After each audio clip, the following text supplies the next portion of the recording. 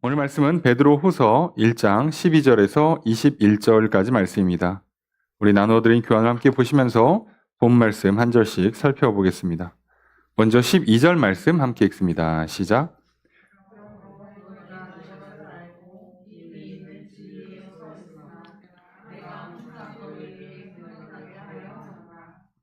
문장의 주어와 수어가 어떻게 될까요?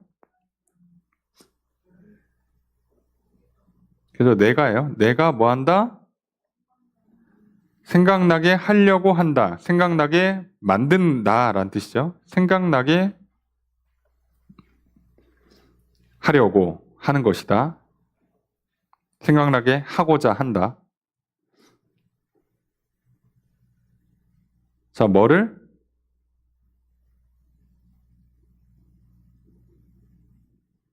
자, 그 무엇을이 지금 오늘 본문에는 번역을 안 하고 자연스럽게 넘어갔습니다. 원문에는 이것에 관하여 이것을이라고 있어요.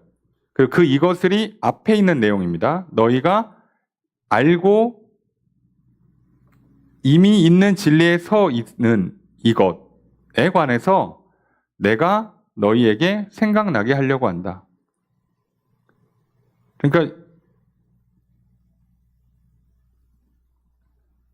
자, 요것이 목적어가 통으로 받는 거고요. 그리고 너희에게가 이제 목적 보어가 되는데, 그럼 너희가 이미 알고 있고 진리에 서 있는 것, 자, 그거죠. 그럼 오늘 12절은 무슨 얘기냐면, 이 베드로 후서는 조금 옆에서 대필하는 사람이 없기 때문에 문장이 거칠게 나갔다고 그랬잖아요. 한번 다듬어주는 작업이 없어요. 그래서 갑자기 12절에 이 얘기가 왜 나온 거냐면, 자기가 지금 이 편지를 왜 쓰느냐에 관한 이야기를 하고 있는 겁니다. 내가 이거 왜 쓰냐? 너희가 다 알고 있는 얘기인데 또 쓰는 거다 이거예요. 알고 있는 얘기야. 이미 알고 있고 잘 하고 있어. 그런데도 또 써요. 왜? 생각나게 하려고. 생각나게 하려고. 그러니까 자꾸 얘기를 해줘야 안 잊어버리니까 반복을 해주는 겁니다, 지금. 옆에서 거짓말이 많을수록 진리를 계속 반복해줄 필요가 있어요. 그러니까 더더욱 힘들고 어렵고 온갖 거짓과 유혹이 난무하니까 이쪽에서도 진리를 반복해 주는 겁니다. 진리를. 그 얘기예요. 그래서 생각나게 하려고 쓰고 있어 라고 얘기해 주는 거고요. 13절 읽습니다. 시작.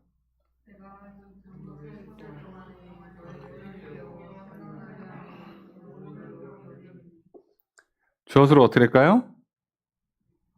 내가 여긴다예요. 여긴다. 생각한다죠. 생각한다.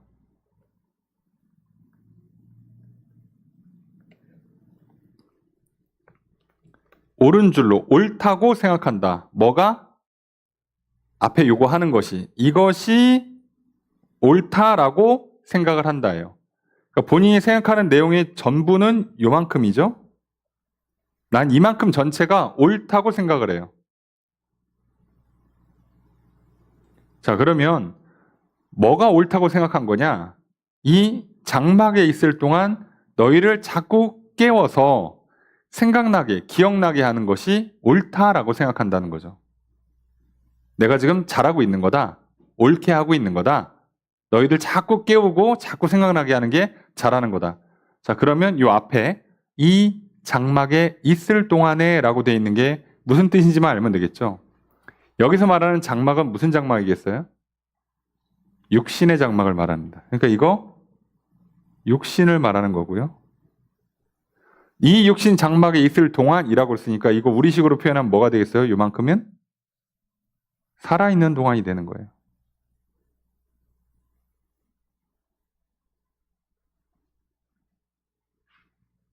내가 살아있는 동안 너희를 자꾸 깨워서 생각나게 하는 게 옳다라고 생각한다는 겁니다. 이렇게 하는 게 옳다. 그럼 왜 이렇게 하냐? 또 이유가 있겠죠? 14절 읽습니다. 시작.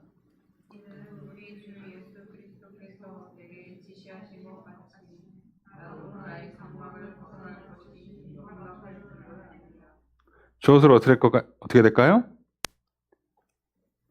주어가 나도예요. 나도 뭐다? 서술어 안다. 뭐를 알아요? 임박하다는 것. 뭐가? 나의 장막을 벗어나는 것이 임박하다는 것을, 요만큼 전체가 목적어가 되죠. 요게 다 목적어예요. 그러니까 본인의 장막을 벗어난다는 얘기는 무슨 얘기예요? 조만간 죽는다는 얘기입니다. 내가 곧 죽을 거라는 걸 자기가 알고 있다는 얘기예요. 베드로는 실제로 이 서신을 기록하고 한 2년 정도 안에 실제로 죽음을 맞이하죠. 알고 있었어요, 베드로는. 근데 어떻게 알았냐 보니까 우리 주 예수 그리스도께서 내게 지시한 것처럼 지시한 것을 따라서예요. 지시한 것 같이. 그러니까 알려줬다는 거죠, 예수 그리스도께서. 자, 그러니까 사람들이 예수님이 언제 알려줬냐가 궁금하잖아요. 해석이 두 가지로 갈라집니다. 해석이 크게 두 가지로 갈라지는데, 이제 제일 많이 이제 하는 건 예수님이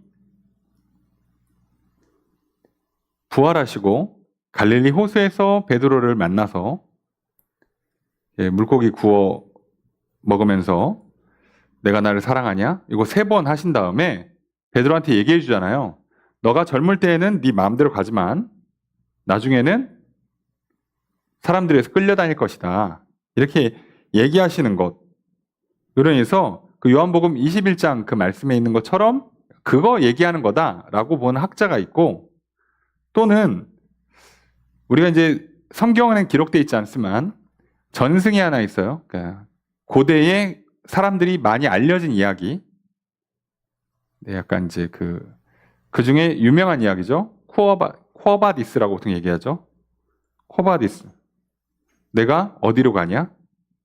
예수님께서 지금 로마에 있어서 계속 있으면 목숨이 위험하니까 로마를 떠나려고 할 때 너 어디 가냐? 라고 물어보시면서 로마에서 사역을 하고 이제 순교를 당하라 이거죠.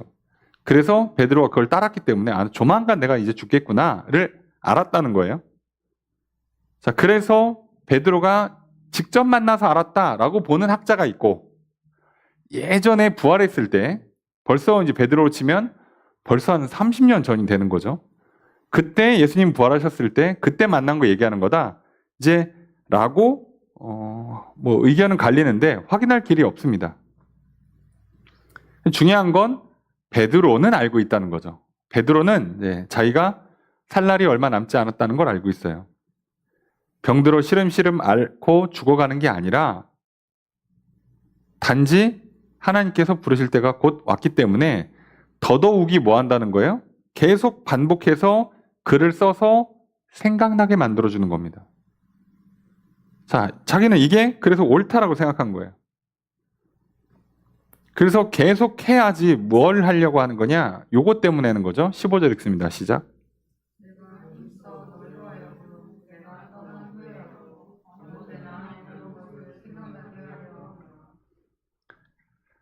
자, 주어서로 어떻게 할까요? 주어는 내가죠. 내가 뭐 한다? 그죠? 한국말로 하면 생각나게 한다가 서술어인데 원문을 보면 힘쓰다가 서술어예요. 내가 힘쓴다. 뭐를? 너희가 생각나게 만드는 것을 이란 뜻이 됩니다. 내가 요걸 힘쓰고 있다는 거예요. 너희가 내가 떠난 후에라도 어느 때에라 이런 것을 생각나게. 내가 떠나도 언제라도 생각나게 만들려면 뭐 해야 되는 거예요? 글로 써놔야 돼. 그래서 글을 쓴 겁니다.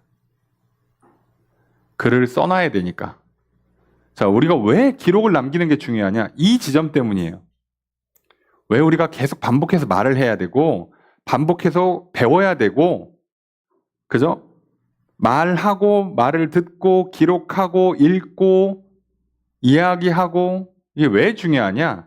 생각나게 만드는 작업이 필요한 겁니다. 사람은 잊어요. 그리고 왜곡이 돼요.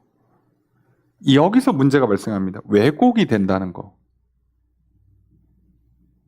그러니까 이걸 막으려면 계속 반복을 해서 안 틀려야 돼요.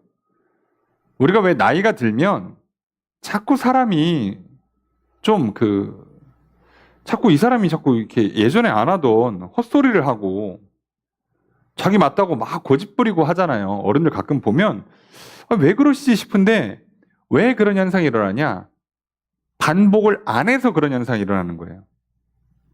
내 속에서 내 머릿속에 조금씩 계속 왜곡이 되고 있어요. 기억은 흐려지고 거기에 내가 뭔가 자꾸 이상한 걸 살을 붙여놔. 나도 모르게. 그래놓고 자기는 그게 맞다고 생각하는 겁니다. 그래서 공부할 때 제일 조심해야 되는 게요. 생각을 많이 한다는 표현은요. 뭐 추론을 많이 하는 거 좋고요. 뭐 상상 많이 하는 거 다 좋은데요. 공부할 때는요. 사실은 반복을 제일 많이 해야 됩니다. 특히나 기초교육일수록 그래요. 우리가 상상을 자극하는 어떤 창의적인 일을 하는 게 아니잖아요. 기초교육에서는요. 반복을 계속해야 됩니다. 문제를 풀고서는 요거 이렇게 푸는 거지 이러면 틀리기 쉬워요. 배우는 입장에서는 그걸 계속 확인해야 돼요. 자, 이거 이렇게 푸는 게 맞나? 확인하고 맞네? 그럼 또 풀고. 이거를 계속 반복하는 거예요. 연 단위로. 그래서 머릿속에 문제가 생기지 않도록 하는 겁니다. 자, 그런데 그렇게 초중고 12년을 공부해 놓고요. 대학 가면 또 공부 안 하잖아요. 그럼 또 다른 거 공부하잖아요. 그러고 나서 대학교 가서 한 중학생 거 다시 한번 보잖아요. 그러면 이게 맞나? 이런 생각이 가끔 들어요. 내 기억과 뭔가 다른 느낌이 들 때가 있어요. 자, 왜 이런 현상이 일어나는가?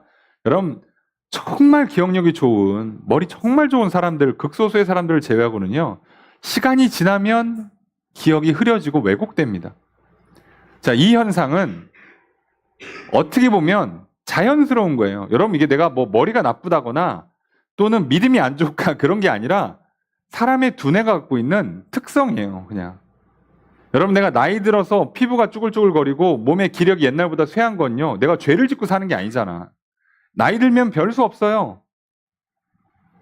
내가 그걸 이해하고, 그럼 이제부터 내가 나이가 60 먹었는데 바쁜 일 있다고 막 무슨 10대, 20대처럼 막 100m 전력 질주하시 뛰면요, 관절 다 나갑니다. 그때 뛰면. 젊은 애들 뭐 몸 풀 것도 없이 그냥 걷다가 막 뛰어버리는데 나이 들어서 그렇게 하면 다쳐요. 달리려면 막 한 10분씩 막 몸 풀어주고 해야 돼요. 자, 그게 무슨 내가 죄를 져서 늙은 게 아니라 자연스럽게 그렇게 되는 일이 일어나요. 그러니까 그걸 우리가 이해하고 이 방법을 써야 돼요. 그래서 우리는 이거를 반복해야 돼요. 베드로 사도도 내가 떠나. 그러면 저 사람들이 자꾸 헛소리하면 예수님을 직접 봤던 이 부활의 증인들이 1세대, 예수님을 직접 봤던 세대들이 죽고 나면 사람들이 와가지고 야, 그때 그거 아니라는데? 이런 소리가 자꾸 들어오면 헷갈리잖아요, 사람들이. 내가 베드로한테 들었을 때 그래도 약간 그랬던 것 같아. 이게 사람들이 이제 미치기 시작합니다. 그래서 그걸 막으려면 어떻게 되는 거예요? 글을 써놔야 되는 거예요. 베드로가 직접. 이래야 문제가 안 생겨요. 여러분, 그래서 지혜로운 사람들은요, 중요한 건 다 메모하고 녹음하고 기록물로 남기고 사진 찍어놓고 하는 거예요.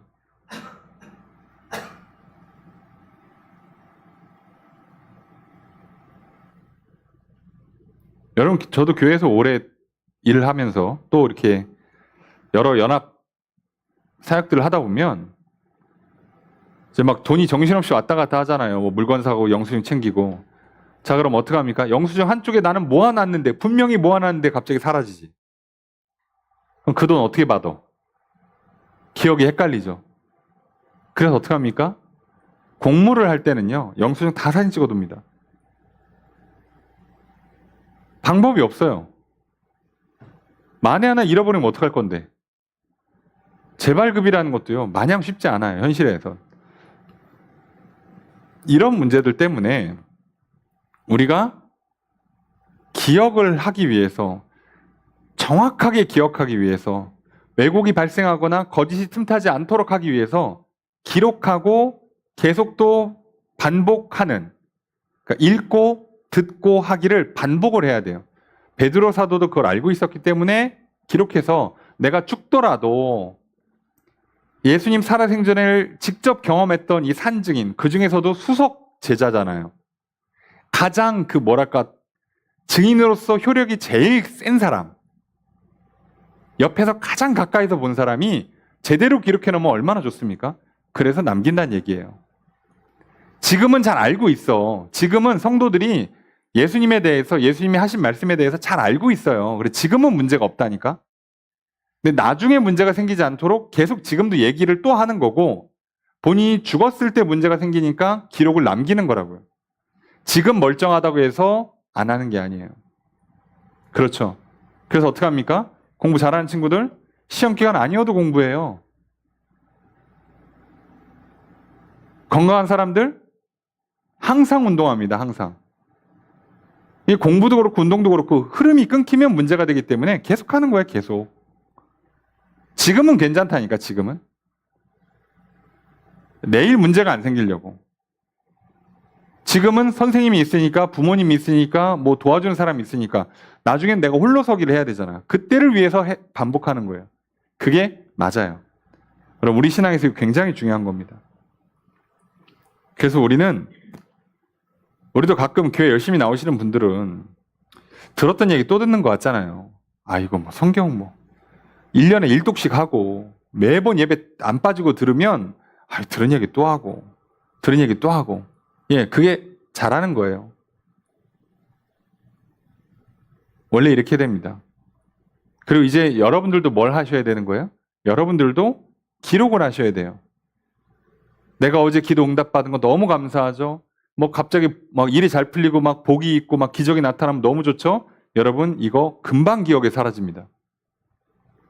그래서 기록을 해놔야 나중에 내가 흔들리거나 마음이 상하거나 지칠 때 누가 와서 야, 너 기도해서 응답받은 거 몇 개나 있냐? 그럼 생각이 안 나요.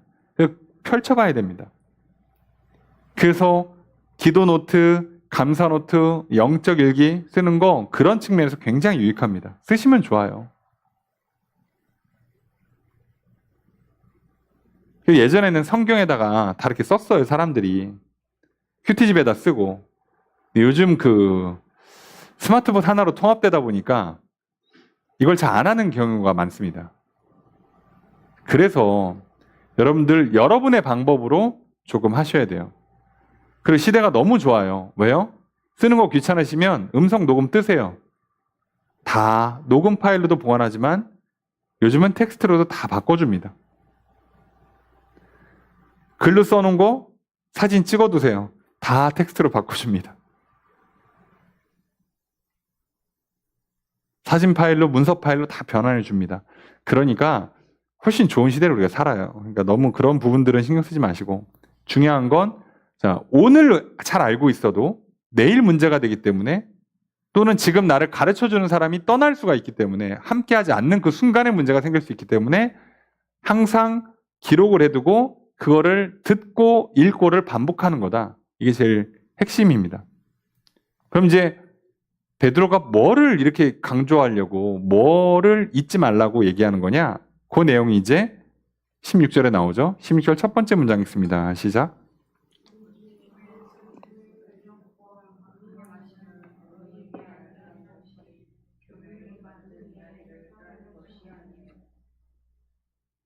문장의 주어를 어떻게 될까요?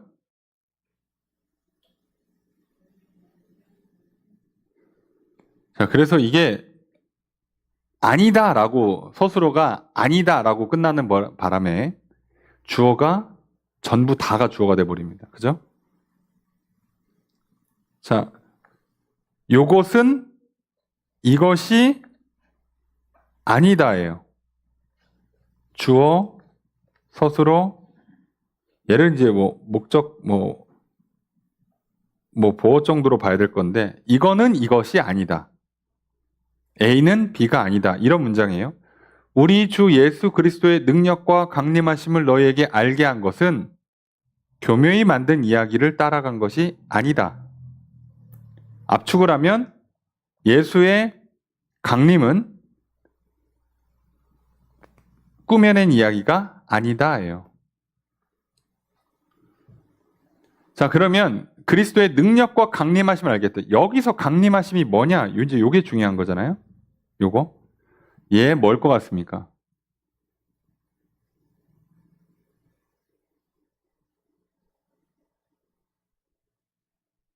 강림. 자, 우리 생각에는 성육신이라고 이해가 되잖아요. 왜 우린 예수를 믿는 사람들 입장에서는 성육신, 맞아, 예수님 하나님 아들로 동정녀 마리아의 몸에서 오셨지라고 이해하는데요. 이 당시에는 이게 문제가 아니에요. 뭐가 문제였냐? 재림이 문제였습니다. 재림이. 그래서 여기서 말하는 강림은 다시 오시는 걸 말하는 거예요. 다시 오시는 걸. 여기서 말하는 강림은 재림을 의미합니다.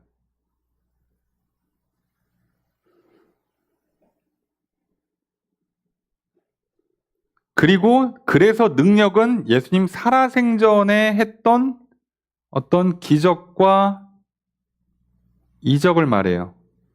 이 기적과 이적이 뭐예요? 예수님이 메시아다라는 걸 자기 증명한 거잖아요. 예수님은 메시아로 오셨고 그리고 다시 오실 거다라고 이렇게 말하는 게 우리가 소설 쓴 게 아니다 이거죠.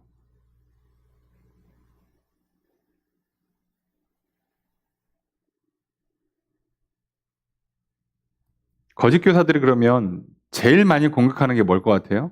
재림입니다. 재림. 여러분 이단들도요. 예수님 자체를 부정하는 이단은 거의 없어요. 내가 예수다 또는 내가 예수 친구다 이러지. 메시아는 없어라고 하는 사람 그런 이단 한 명도 없습니다. 다 자칭 메시아거나 그러니까 메시아 자체를 부정하는 게 아니에요.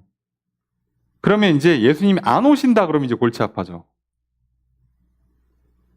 별의별 소리가 다 나오는 겁니다. 안 오신다. 다시는 안 온다 그러면. 그러니까 저들이요. 이단이라는 것도 원래 그래요. 원리상으로는 하나만 건드려 놓으면 돼요. 하나만. 많이 바꿀 것도 없어요. 하나만 건드리면 그때부터 파생되는 수많은 이야기들이 다 틀어집니다. 지금 베드로가 강조하고 싶은 건 예수님은 메시아가 맞고 예수님 다시 오실 거야. 약속했으니까 다시 오실 거야. 그리고 예수님 부활하신 거 봤지? 여기 능력에는 이제 뭐 기적도 있지만 부활도 포함되잖아요. 부활하신 거 봤지? 다시 오실 거야. 그러니까 우리 죽어도 이제 거룩한 몸으로 부활해서 영원한 하늘나라에 들어가게 될 거야. 그러니까 이 땅에서는 잠깐 한 100년쯤 있다 가는 거야. 여기 우리 영원히 사는 데 아니야. 여기에 너무 집착하지 마. 이 얘기를 하는 거잖아요. 게다가 지금 온갖 고난과 핍박이 찾아오고 있는 사람들한테 이 얘기를 하고 있어요. 근데 예수님이 다시 안 와. 다시 안 오면 굳이 부활할 필요도 없었는데 뭐 그렇다 치고 그러면 이제부터요. 모든 게 다 틀어집니다. 다. 그러면 예수님께서 능력을 나타내시고 다시 오신다고 하신 이 말씀이 진짜다라고 말하는 근거가 있어야 될 거 아니에요. 지금 베드로는 그게 맞다라고 자기가 지금 기록을 남기니까 이유를 갖다 붙여야 되잖아요. 그 이유가 오늘 본문에 나오는 겁니다. 진짜야 라고 얘기를 해줘야 되니까 이거 진짜야. 내가 들었어. 내가 봤어 라고 해야 될 거 아니에요. 그래서 16절에 두 번째 문장 있습니다. 시작.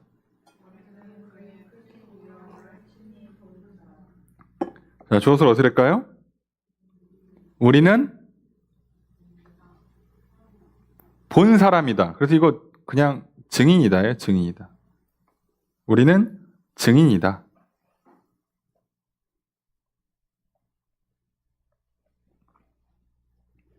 우리는 그분의 위대하심을 직접 본 증인이다. 직접 본 증인들이라는 거예요. 우리는 소설가가 아니라 증인인데 직접 봤으니까 지금 증언하고 있다는 겁니다. 자, 그럼 뭘 직접 봤냐? 17절 읽습니다. 시작.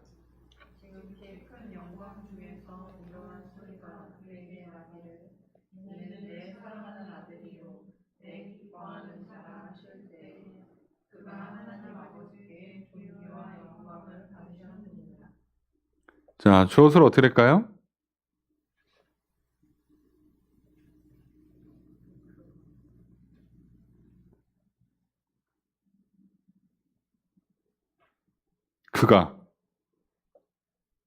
그가 뭐 했다? 받으셨다. 뭐를? 존귀와 영광을. 그럼 여기서 그는 누구예요? 예수님. 우리가 봤다는 거예요. 뭐를? 예수님이 하나님께로부터 존귀 영광을 받는 걸 봤어. 어디서? 변화산에서.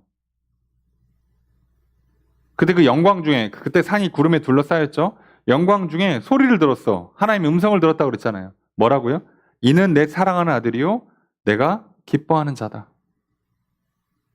뒤에 하나 더 붙어 있죠? 너희는 그의 말을 들으라. 자, 그런데 이거 변화산에서도 얘기하신 거고 예수님 세례 요한한테 세례 받을 때도 들렸던 음성이랑 똑같은 음성이에요. 그런데 이제 베드로 입장에서는 자기가 직접 본 건 이거예요. 그죠? 예수님 세례 받을 때는 베드로가 없었고 요건 자기가 직접 봤잖아. 직접 들었잖아요. 그 현장에서. 내가 직접 봤어. 그 얘기하는 겁니다. 하나님이 예수님한테 자기 아들이래. 자, 그분이 그런 분이야. 라고 하면서 이게 얼마나 진짜인지를 실감나게 설명하죠. 18절 읽습니다. 시작.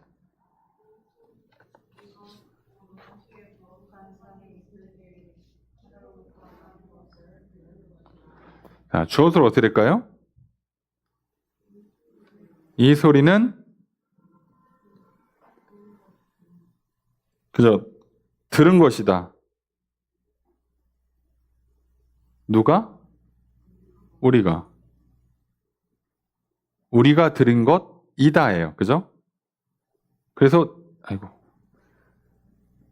이 소리는을 주어로 만들어서 요렇게 목적어하고 이다가 서술어입니다. 이다 아니다.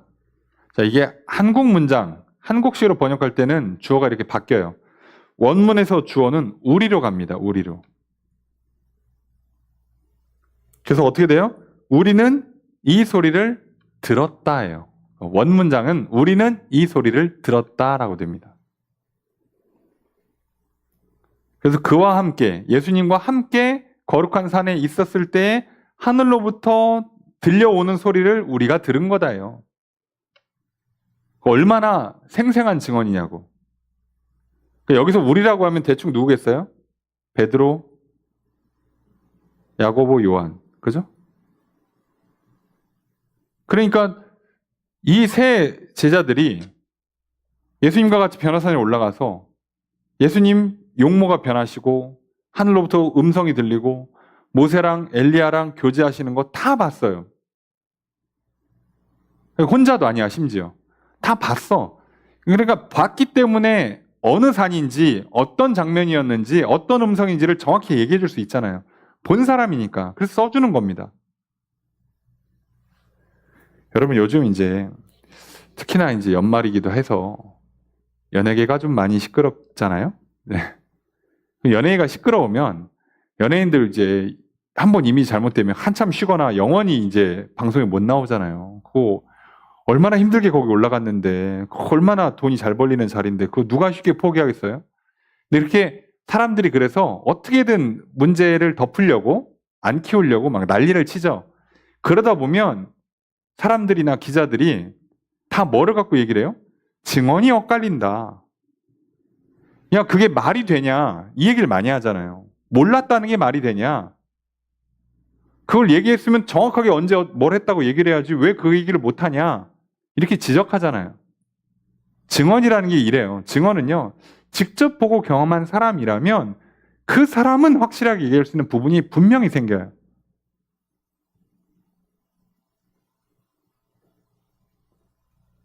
아무리 거짓말을 능력껏 해도 확실히 이 거짓말이 한계가 생겨요. 아무리 생생하게 그림을 그려도 본 것과 안 본 거는 태생적으로 차이가 납니다. 그래서 베드로도 이 자기 증언을, 일종의 간증을 이렇게 남겨두는 거예요. 내가 진짜 들었어. 야, 하나님의 아들이시래. 근데 그분이 자, 하나님께서 산에서 모세 만나고 엘리야 만나는 그런 분이 예수님이 음성이 들리면서 하나님께서 내 사랑하는 아들이라고 그러고 내 기뻐하는 자라고 그러고 너희는 그의 말 들으라고 그랬는데 그 예수님이 우리한테 뭐라고 그랬냐? 내가 하늘로 올라간 다음에 너희가 본 그대로 다시 온다고 하셨어. 재림한다고 하셨어. 그러니까 재림은 진짜 있는 거야. 이렇게 했으니까 재림은 있는 거야. 우리는 그렇게 믿어. 봤으니까. 그렇다고 이거를 예수님이 전 세계 모든 사람한테 보여줄 수는 없잖아요. 변화산에 올라간 건 그래봐야 3명밖에 없어요. 그러니까 그 3명의 이야기를, 이 증인들의 이야기를 듣고 너희들은 믿으라 이거죠. 그럼 됐잖아요. 내가 모든 걸 다 볼 수는 없고 증인들이 저렇게 확실하게 얘기를 해주면 믿는 거죠, 우리도. 맞아. 그런가 보다.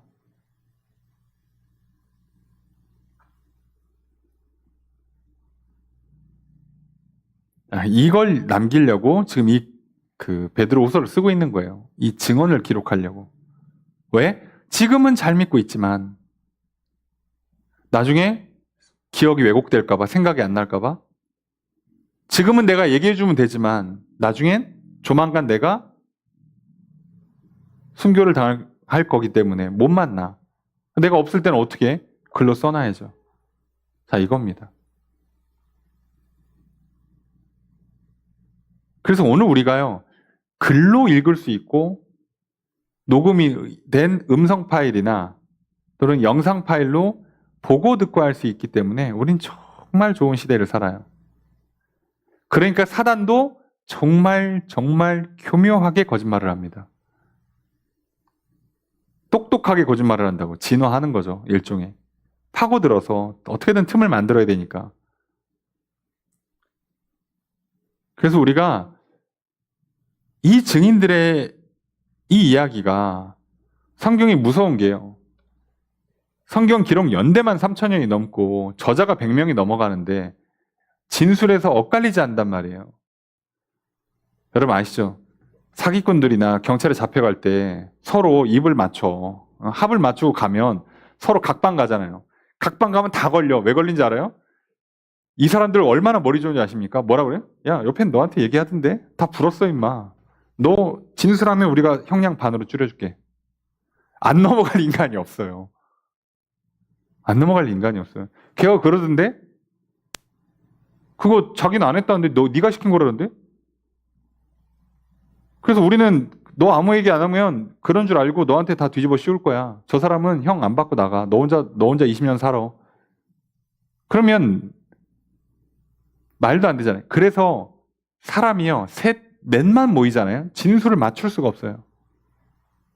자, 예수님 부활하실 때 성경에 보면 예수님 잡아갈 때도 그렇고 재판할 때도 그렇고 예수님 부활할 때도 그렇고 무덤 비었을 때도 그렇고 그 진술하는 사람들 다 거짓 증인들을 매수했잖아요. 유대의 지도자들이 거짓 증인들을 매수해요. 그러고 재판에 가면 진술이 엇갈려가지고 다 날립니다. 말이 안 맞으니까 서로. 그런데 부활을 목격했던 제자들의 진술을 보세요. 그 시간에 그 옛날에 기록물 제대로 정확하게 있지도 않은 그 시절에 진술이 맞아요. 요즘 같은 때 서로 합을 맞춰도 지금 진술이 안 맞는데, 예?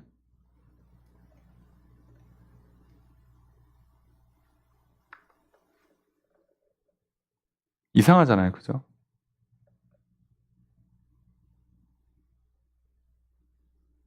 그러니까 베드로도 알아요. 이 증언이 얼마나 귀하다는 걸. 자기가 지금 증인으로 살아갈 수 있다는 게 얼마나 복된 삶인지를 베드로도 알고 있는 거예요. 그럼 우리가 인생을 살면서요, 나만 경험하는 게 있잖아요. 남들은 절대 알 수 없는 거. 그리고 그 경험 때문에 하나님은 살아계시고 하나님 나를 사랑하신다는 거 내가 확실하게 얘기할 수 있는 부분이 있잖아요. 여러분, 나 생전에 남한테 얘기해야지. 죽으면 어떻게 얘기하려고. 저 사람한테 필요한 그때 어떻게 들려주냐고. 그러니까 기록을 남겨야 될 거 아니냐고. 그래서 우리한테 이게 필요해요. 나도 누군가를 위해서 말을 자꾸 반복해주고 기록을 남겨주는 거. 누군가가 말하고 기록을 남겨준 게 또 나한테도 도움이 되는 거예요. 야, 저 사람 저 거짓말 아닌 거 내가 알지. 야, 저게 하나님의 은혜였구나. 이런 걸 경험하는 거죠. 자, 그리고 여기가 끝이 아니에요. 이것만 갖고 베드로는 예수님 부활하신다는 거 믿고 자꾸 부활 없다고 주장하거나 예수님이 그런 얘기 안 했다고 자꾸 얘기하는 이상한 거짓 교사들 얘기 듣지 마라 라고 요 하나만 갖고 하는 게 아니라 19절 이하에 더 확실한 증거를 갖다 줘요. 19절의 첫 번째 문장 있습니다. 시작. 주어서 들을까요? 자, 이게 한국식으로 우선 해석을 해야죠. 더 확실한 예언이에요. 한국식으로 하면 예언이 있다가 되죠. 누구에게? 우리에게. 근데 눈치를 채셨죠? 원문은 지금 주어를 누구로 쓰고 있을까요? 우리는이라고 쓰고 있어요. 지금 증인이 증언하는데 자기를 주어로 놔야지. 상식적으로 그렇잖아요. 그래서 이것도 번역이 틀렸다고 할 수는 없어요. 원래 이렇게 바꿔도 되잖아요. 문장이라는 게. 그런데 조금은 좀 이게 증언이라는 걸 좀 감안해서 번역을 해주면 얼마나 좋아. 그래서 주어 우리는이에요. 우리는 확실한 예언의 말씀을 갖고 있다요. 그리고 여기 있다도 이다 아니다, 있다 없다가 아니라 가지다라는 동사를 썼어요. 그래서 우리는 확실한 예언을 가지고 있다. 이렇게 번역하는 겁니다. 자, 여기서 말하는 확실한 예언의 말씀. 이것도 예언의 말씀이에요. 예언의 말씀. 한 단어가 아니라 예언의 말씀이에요. 자, 이 예언의 말씀이 뭘까요? 자, 우선 누구에 관한 예언이겠어요? 예수님에 관한 예언이겠죠? 예수님에 관한 예언이에요. 자, 이거 어디에 기록되어 있을까요?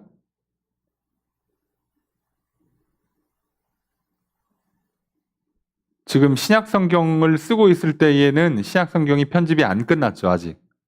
그러면 지금 이 사람들이 쓰고 있는 성경은 뭐예요? 구약 성경입니다. 구약에 있는 예수님에 관한 예언이에요. 확실한 예언의 말씀이 있어. 왜? 구약에도 예수님 메시아가 온다고 돼 있죠. 다윗의 후손으로 온다고 돼 있죠. 임마누엘이라고 돼 있죠. 예, 그 이름을 예수라 하라고 돼 있죠. 예, 왔잖아요. 근데 그 구약의 예언에 뭐까지 돼 있어요? 사실상 구약의 예언에 이미 예수님의 재림과 종말까지 돼 있어요. 아니, 써 있다고. 예수님 와서 다른 얘기를 하셨으면 헷갈릴 텐데 예언자들이 이미 예언을 해놓은 거를 그 예언의 성취로 예수님 오셨지. 근데 그 메시아인 예수님이 올 때 죽음도 부활도 재림도 다 이미 얘기가 돼 있어요. 그러면 죽음과 부활까지는 성취가 됐어요, 현재. 그럼 뭐가 성취가 돼요? 재림도 성취가 된다고 믿어야지. 다 되고 있잖아, 지금. 그래서 뭐라는 얘기예요? 구약 성경. 그러니까 앞에는 본 사람의 증언이고요. 지금 여기는 기록된 말이잖아요. 기록된 증언. 그래서 우리가 말로 전해주는 것도 중요하고 써서 기록을 남기는 것도 중요합니다. 그래서 여러분이 감사를 고백하는 거 중요해요. 기도하는 거 중요합니다. 근데 기도 노트, 기도 제목 써서 올리는 거, 감사 노트, 감사 제목 써서 올리는 것도 중요해요. 가능하면 두 개를 다 하셔야 돼요. 그런데 뭐가 더 오래 가냐라고 했을 때는 기록물이 훨씬 오래 가죠. 말은 떠나잖아요, 그냥. 그래서 가능하면 기록을 남기는 게 좋습니다. 그래서 여러분들 기도 제목 자꾸 써서 올리라고 하는 이유도 그거고요. 제가 기억하는 것도 있지만 여러분이 기억하시라고. 감사 제목 써서 감사헌금 드리라고. 그냥 감사헌금에 이름만 쓰시는 분들 있어요. 감사하겠지. 감사했으니까 감사헌금 드리겠죠. 아니 뭐 돈에 그 재물이 들어간다는 거 얼마나 마음을 담았겠어요. 그런데 내용을 모르잖아. 더 놀라운 건 저는 그래 안 썼으니까 저는 모른다 쳐요. 감사헌금을 드리신 분이 일주일 한 달 지나고 나면 내가 그때 왜 감사헌금 드렸는지를 본인이 기억할까요? 본인도 기억을 못해요. 본인이 기억을 못한다고. 놀라운 건. 여러분 이제 한 주 남았잖아요, 올해가. 여러분 송구영신 때 감사 제목이나 기도 제목 써보세요. 몇 개나 기억나나? 기억이 안 나요, 잘. 안 써놓으면 기억이 안 나요. 이거 어쩔 수 없습니다, 사람이. 그래서 메모하는 게 되게 중요해요. 그래서 본인이 뭐라고요? 내가 예수님을 직접 보기도 했지만 직접 보고 직접 얘기해주는 이 말도 중요하지만 이거보다 더 확실한 거는 구약 성경이라는 거예요. 기록된 말씀, 검증된 말씀이 훨씬 좋다는 거예요. 이미 벌써 몇 백 년 동안 이미 기록물이 만들어지고 있고 검증이 끝난 얘기잖아요. 훨씬 중요합니다. 자, 이렇게 여러분들도 웬만하면 기도 제목, 감사 제목 또는 소위 말하는 간증을 좀 기록해 두십시오. 안 그러면 다 잊어버리거나 기억이 왜곡돼서 그때 뭐를 도와주셨더라 하나님이? 그때 이걸 도와주고 이걸 내가 한 건가? 이건 내가 저쪽에서 해주고 내가 하나님이 뭐를 도와준 건가? 헷갈리기 시작합니다. 그래서 여러분들 기록하시는 게 중요해요. 꼭 하십시오. 요즘같이 좋잖아요. 스마트폰에 남겨두세요. 그러면 풍성해집니다, 진짜. 야, 내가 이렇게 많이 복을 받았구나. 야, 이걸 이렇게 도와주시는구나.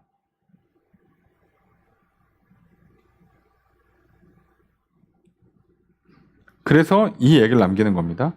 자, 그런데 이 구약 성경이 얼마나 중요하냐? 19절의 두 번째 문장 있습니다. 시작.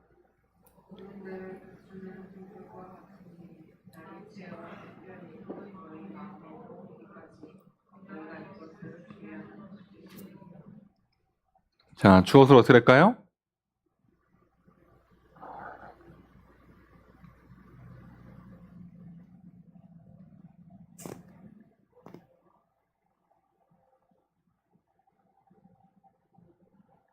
자, 눈치를 채셔야죠. 자, 주어로 쓸만한 게 지금 뭐 있어요? 우리가. 그죠? 하나님 또는 예수님. 그죠? 그 다음에 뭐가 있어요? 너희가예요. 너희가입니다. 너희가 뭐 한다?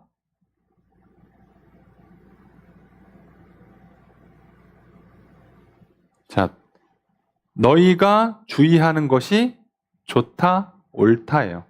옳다. 이것이 좋다, 옳다. 이 형식으로 가면 여기까지를 그냥 통으로 주어로 잡는 겁니다. 너희가 주의하는 것이.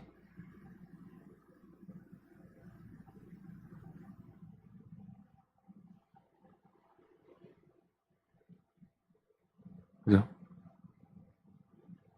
너희가 이것을 주의해서 행하는 것이 좋다. 너희가 이것을 주의해서 행하는 것이 옳다. 이렇게 번역돼요. 그러면 이것이 뭐냐? 자, 이것에 대한 설명이 이 앞에 나오는 거예요. 어두운 데를 비추는 등불 같아서 날이 새어 샛별이 너희 마음에 떠오를 때까지, 아침에 동터서 샛별이 너희 마음에 떠오른다. 빛이 촥 비칠 때까지, 그때까지 어두운 데를 비추는 등불이 되어준다는 거예요. 뭐가? 이것이 해가 떠서 밝아지기 전에 우리한테는 등불이 필요해요. 해가 떠서 밝아지는 때가 그럼 언제겠어요? 예수님 재림할 때고, 그 전까지는 아직 해가 안 떠서 좀 어두컴컴해. 그래서 등불이 필요한데 그 등불이 돼준다는 거예요. 그럼 이게 뭐냐고. 예, 이게 구약의 예언의 말씀이에요. 구약이라고 하고, 자, 여기서는 예언의 말씀. 우리가 예수님을 직접 못 봐요. 빛이 되신 그분을 직접 지금 못 보고 있어. 보면 참 좋겠는데 못 보니까, 못 볼 때에는 빛 말고 등불이면 충분하다고. 근데 그 등불은 뭐라고요? 구약 성경. 근데 우리로 치면 이제 구약이 아니죠. 신구약 전부 다죠. 시편에 있는 고백처럼 주의 말씀은 내 발의 등이요 내 길의 빛이라고 고백하는 거예요. 빛이 되어준다고. 어두컴컴한 이 세상을 살아갈 때 예수님이 오시면 환해지지. 근데 아직 안 오시니까 어두워요. 근데 나한테는 등불은 있다고. 등불은. 예수님이 안 계시니까 내가 멀리는 못 봐. 근데 지금 당장 또는 한 달, 1년, 한 10년 정도는 뭘 해야 될지를 비춰주신단 말이에요. 하나님께서. 그건 볼 수 있다고. 그 빛을 보는 거예요. 다른 거 보는 게 아닙니다. 그래서 이 얘기입니다. 그러니 얼마나 확실하냐 이거죠. 이 예언의 말씀으로 지금 얘기하고 있는 거니까, 재림을. 예수님 안 만난 사람들은요. 아니 재림하는 거 맞아? 아니 지금 시간이 몇십 년 지났는데 왜 안 와? 지금 우리는요. 2000년이 지났는데 왜 안 와? 이러고 있잖아요. 우리 이걸 어떻게 보냐고. 예수님 안 오시는데. 근데 우리한테는 등불이 있어요. 뭐요? 구약과 신약 말씀에 이미 수많은 예언들이 있어요. 아, 그래. 조금 희미해서 아쉽긴 하지만 그래도 볼 건 다 보인단 말이에요. 볼 건 다 보이면 됐잖아. 예. 동이 터오면 좋겠지만 아직 안 터와요.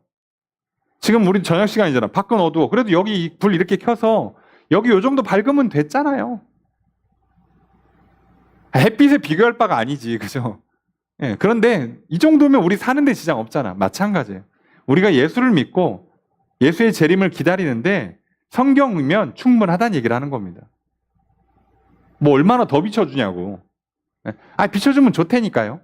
여러분 갑자기 자는데 막 꿈에 찾아와서 갑자기 막 사랑하는 아들아, 사랑하는 딸아. 그럼 얼마나 좋아. 그죠?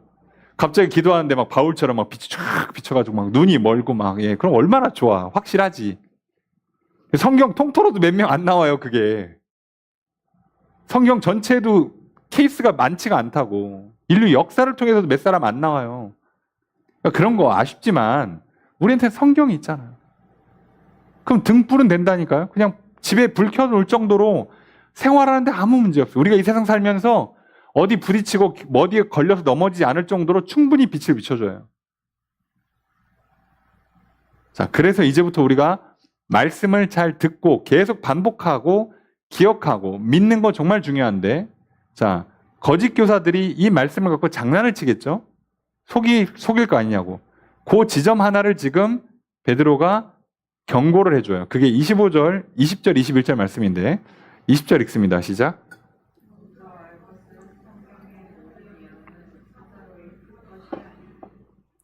주어를 어떻게 할까요? 좀 그죠? 애매한데 이래서 한글 성경이 은근히 헷갈려요. 자, 주어는 너희가입니다. 서술어 뭘까요? 아이고. 너희가 뭐 한다? 알 것은이라고 됐기에 알아야 한다라고 번역하는 겁니다. 알아야 한다. 그러니까 강조 의무형으로 번역하는 게 맞아요. 너희는 알아야 한다. 너희는 먼저 이것을 알아야 된다. 그 먼저 알아야 되는 내용이 뭐다? 성경의 모든 예언은 사사로이라고 돼 있는데 이거 특정희라고 번역해요. 그러니까 정확히는 그냥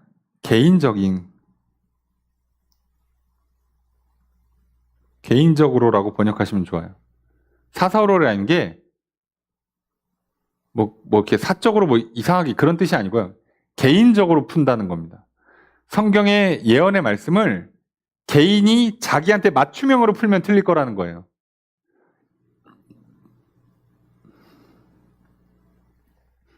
자, 이단들이 다 예언이나 비유를 지 멋대로 해석하잖아요.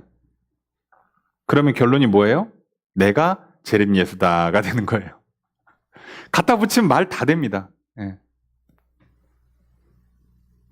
시대에 따라서 그게 필요한 말씀이에요. 오늘 우리가 되게 외로워. 그러면요, 이 말씀 되게 위로의 말씀처럼 들려요. 그런 뜻 아닌 거 엄청 많죠.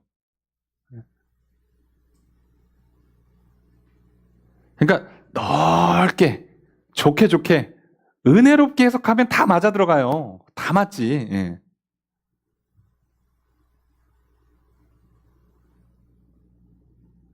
그래서 우리가 막 찬양도 부르는 우리 욥기 말씀. 예.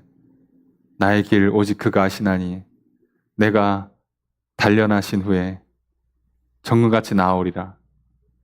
이게 훈련받고 깨끗해진다는 식으로 우리는 이해하지만요. 그 뜻이 전혀 아니라 억울합니다예요.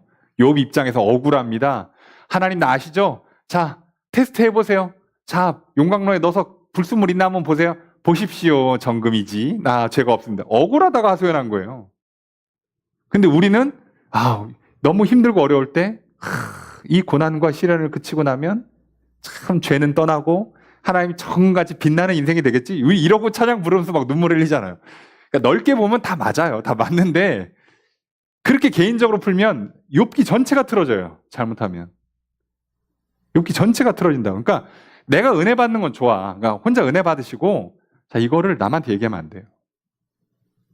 이해되십니까?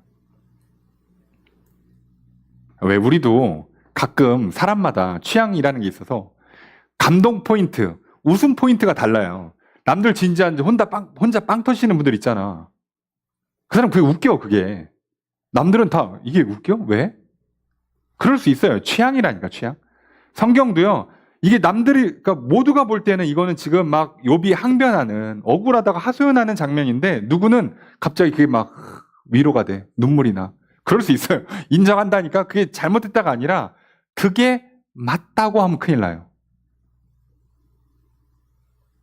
야, 이상하다. 욥은 억울하다고 하고 있는데 그 이야기가 이상하게 나한테는 감동이 되네? 감동 받으시면 돼요. 근데 그거를 갖고 욥기를 다 풀어버리면 큰일 납니다. 하나도 안 맞아요, 욥기가. 그럼 욥은 잘못이 없는 사람이 돼요. 억울한 사람이 돼버려요. 욥은 억울한 사람이 아니에요. 욥이 억울한 사람이다라고 하는 순간요, 욥기는 해석이 다 틀어집니다. 저랑 같이 욥기 해보신 분들 아시잖아요. 그런 뜻이 아니에요. 의인은 없다예요. 좀 이상한 표현이지만 하나님 맘대로예요. 세상사가. 우리는 아무것도 몰라요. 그래서 우리는 사실상 똑바로 살고도 억울하다고 할 수가 없어요. 성실하게 살았기 때문에 복받아야 된다고 요구할 수가 없어요.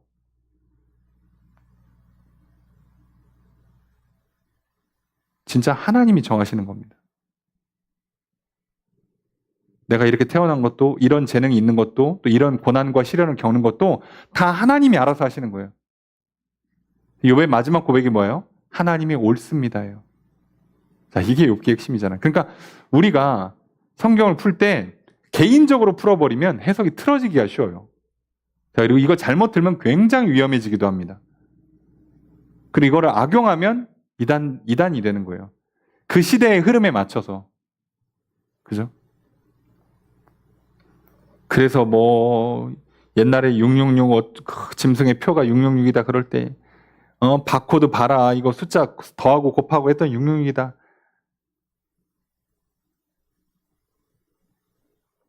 IC카드 만들고 전자 신분증 만들고 하니까 그게 짐승의 표를 머리에 이마에 받는 거다. 나중에 저기 이거 칩 막 손목에다 심는다 그랬는데 지금도 안 심고 있잖아요. 뭘 심기는 얼굴 인식으로 다 되더만. 그러니까 우리가 생각을 좀 너무 그 시대의 흐름에 맞춰서 나의 개인적인 상황에 맞춰서 성경을 풀려고 하지 마시고 성경 말씀 그대로를 따라가시는 거예요. 그대로를. 1번은 그겁니다. 1번은. 베드로도 지금 그 얘기를 하는 거예요. 근데 왜 이렇게 해야 되냐? 이유가 있어요. 야, 하지마. 하지 말라면 하지마. 이게 아니고요. 베드로도 이유가 있어요. 21절의 첫 번째 문장 있습니다. 시작.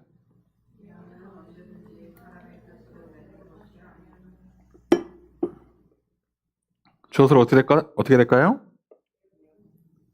그죠? 예언은 뭐뭐한 것이 아니다예요. 서술어 아니다죠. 좀 이런 문장이 많아요. 지금 베드로 후서에. 이다, 아니다, 옳다, 좋다 이런 식으로 하는 게 많죠. 예언은 언제든지 사람의 뜻으로 낸 것이 아니다. 예언은 사람이 한 게 아니다. 이게 주어예요.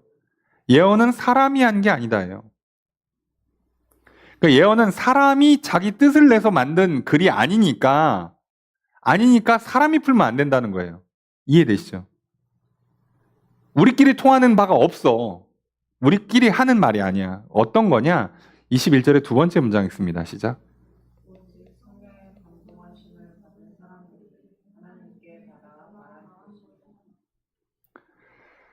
자, 주어수로 어떻게 될까요? 그죠? 여기서도 주어는 예언으로 보는 겁니다. 예언은 뭐다? 오직은 반전 접속사라고 그래요. 영어로 번역하면 그냥 but으로 돼요. not, but, not a, but b 아시죠? but. 그래서 요거예요. 예언은 이다입니다. 예언은 이거다. 예언은 이게 아니다고. 예언은 이거다예요. 뭐다? 성령의 감동하심을 받은 사람들이 하나님께 받아서 말한 것이다.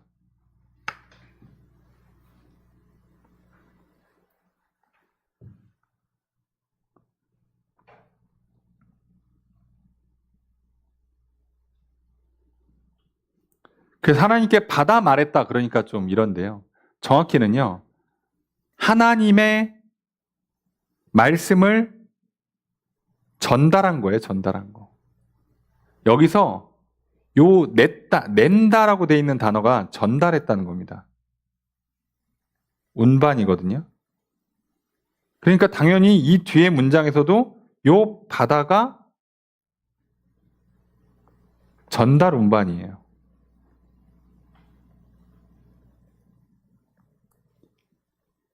그러니까 하나님께서 말한 것을 성령의 감동으로 전달하고 있다는 거예요. 그러니까 성경은 정확히 원래 항상 얘기하잖아요. 하나님의 영 외에는 하나님의 깊은 것을 알 수가 없어요. 그러니까 성령님만이 하나님의 뜻을 전달하는 주체예요. 그러니까 사람은 추론을 통해서 하나님의 뜻을 분별할 수가 없습니다. 우리는 그 정도로 머리가 좋지 않아요. 그러니까 우리에게 하나님의 뜻을 전달해주는 직접적인 주체는 성령님이에요. 그리고 그 성령님이 사람들한테 그거를 전달해주면 각 사람이 갖고 있는 어떤 그 문장, 그 시대의 언어를 가지고 글로 쓰는 거예요. 아무리 사람이 시대의 언어와 시대의 그런 표현들을 썼다고 해서 창작물이 아니란 얘기를 하는 겁니다. 하나님의 뜻을 성령님이 전달해 주는 걸 그 성령을 받은 사람들이 그 성령의 감동으로 자기가 갖고 있는 그 문장과 단어를 써서 기록한 거라고. 그러니까 이제 그걸 읽는 사람은 이걸 역순으로 해야 되는 거. 어떻게 해요? 내가 읽고 해석을 내가 직접 하는 게 아니라 성령님을 통해서 하나님의 뜻이 무엇인가 물어봐야 된단 말이에요. 그리고 하나님께서 그거 그 뜻이야 라고 가르쳐 줘야 내가 맞는 거예요. 그래서 성경은 사람이 해석하는 게 아니라고요. 자, 이래가지고 이걸 카톨릭은 성도는 하지 마세요. 사제들만 해석하는 겁니다. 성경에 대한 해석권을 사제들이 가져가요. 이단들은 자, 이제 내가 풀어준 대로 들어. 내가 보혜사야. 내가 재림예수야. 내가 성령님이야. 내가 메시아야. 이러고 있는 거예요. 그러니까 이 문장을 해석을 조금 바꿔갖고 자기들만 할 수 있다고 하는 거잖아요. 아니요. 사람 중엔 누구도 독점권을 갖고 있질 않아요.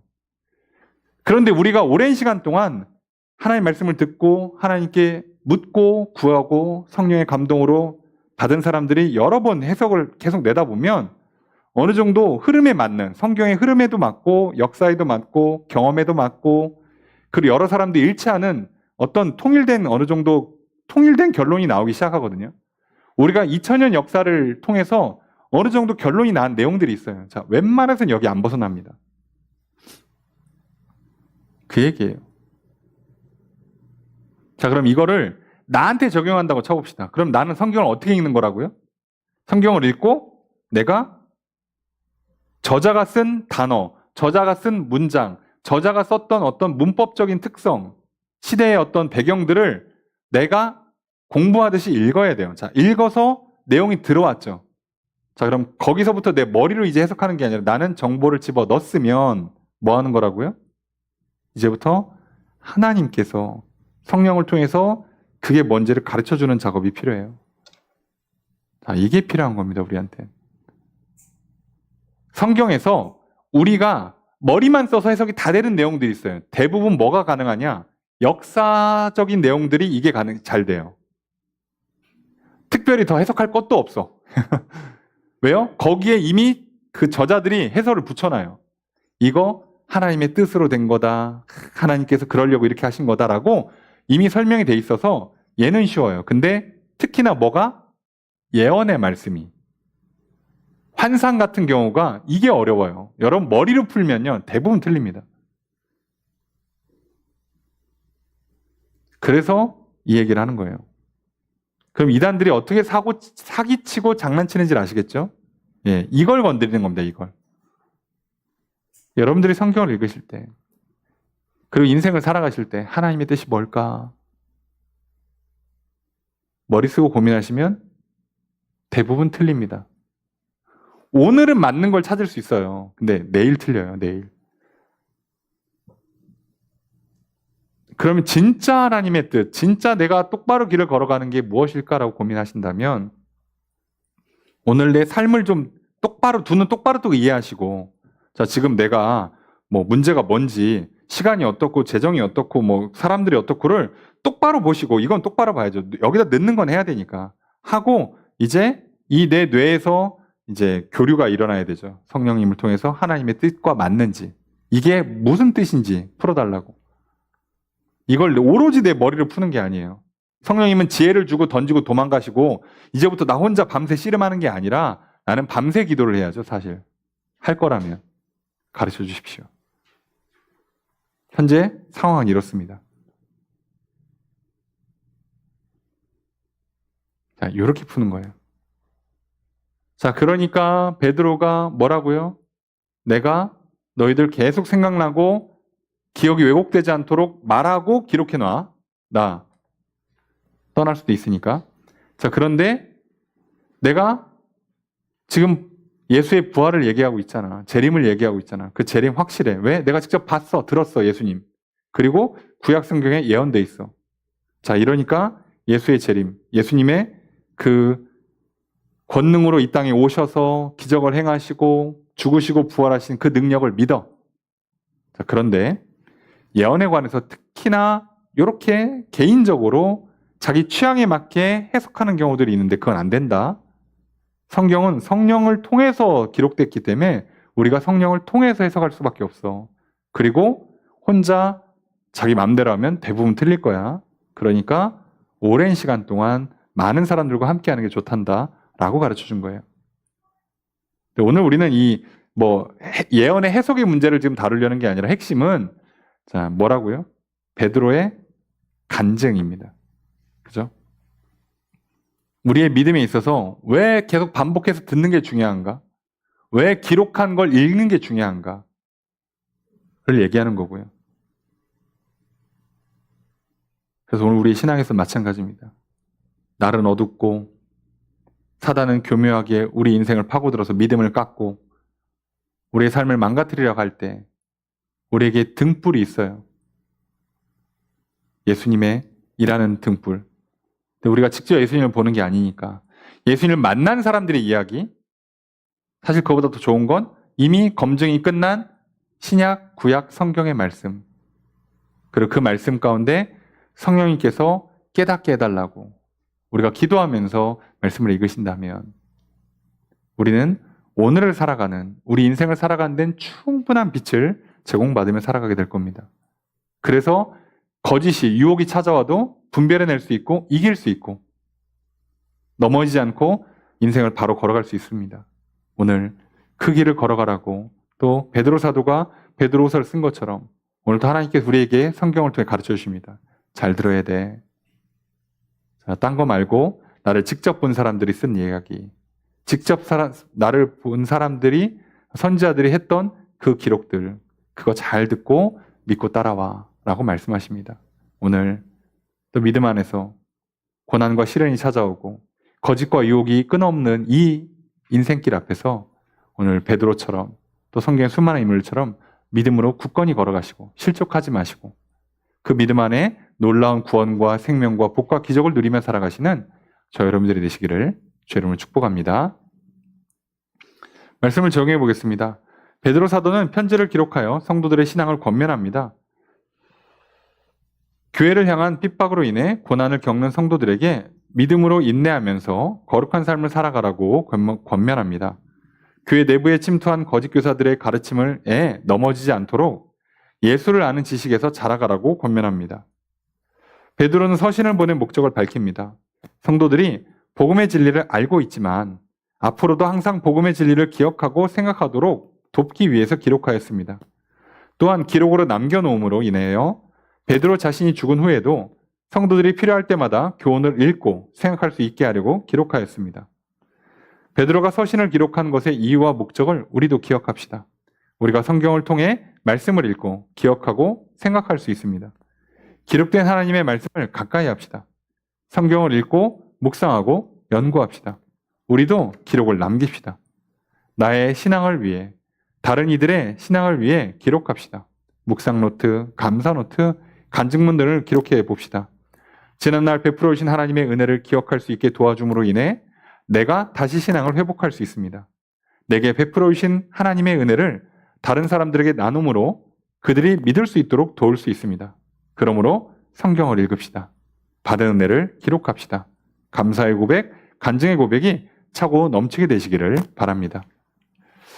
베드로 사도는 예수 그리스도의 재림을 변증합니다. 먼저 자신이 변화산에서 직접 목격한 바를 근거로 듭니다. 베드로는 변화산에서 예수님의 존귀와 영광을 직접 보았습니다. 하나님께서 예수를 사랑하는 아들이라고 말씀하시는 것을 직접 들었습니다. 이런 예수님께서 재림을 약속하셨기에 반드시 재림이 있을 것이라고 말합니다. 둘째로 구약 성경 전반에 걸쳐 메시아에 관한 예언들이 기록되어 있습니다. 이 예언의 말씀이 예수 그리스도에 의해 성취되었습니다. 구약에 있는 예수의 초림과 재림에 관한 예언은 이미 초림이 성취되었기에 재림도 반드시 성취될 것이라고 베드로는 말합니다. 베드로가 예수 그리스도의 재림에 관해 확신을 갖고 변증하는 것을 우리도 기억합시다. 개인의 체험과 성경의 예언은 일맥상통해야 합니다. 또한 성경의 말씀은 성령의 감동을 받은 사람들을 통해 기록된 하나님의 말씀입니다. 그렇기에 성경의 말씀은 성령의 감동을 통해 해석되어야 합니다. 개인적인 해석은 상황이나 필요에 따라 맞게 들릴 수 있지만 성경 전체의 흐름이나 역사 전체를 볼 때에는 틀립니다. 그러므로 성경의 말씀을 나에게 맞추기 전에 먼저 성령의 도움을 받아 하나님의 뜻을 분별해야 합니다. 성경의 말씀을 깨닫게 하시고 말씀을 따라 살아가도록 도우시는 성령의 은혜를 간구합시다. 성령의 도우심을 힘입어 개인적인 체험과 말씀의 해석이 하나님의 뜻에 맞게 되기를 바랍니다. 항상 성령이 도우심으로 성경 위에 굳건한 진리와 확신을 갖고 살아가시기를 바랍니다. 이렇게 살아가시는 저 여러분들이 되시기를 주의 이름으로 축복합니다.